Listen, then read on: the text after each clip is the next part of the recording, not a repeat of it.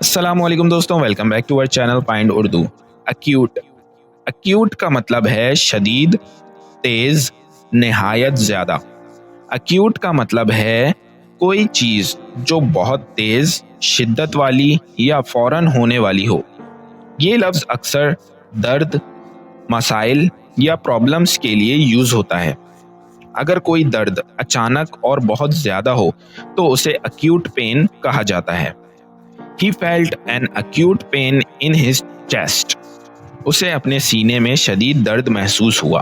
तो दोस्तों, अक्यूट का मतलब है फौरन और शदीद तौर पर होने वाली चीज़, जैसे अक्यूट पेन या अक्यूट प्रॉब्लम, जो अहमियत और इंटेंसिटी दोनों को शो करता है। उम्मीद है अब आपको अक्यूट का मतलब समझ में आ गया होगा। मिलते हैं नेक्स्ट वीडियो में। शुक्रिया।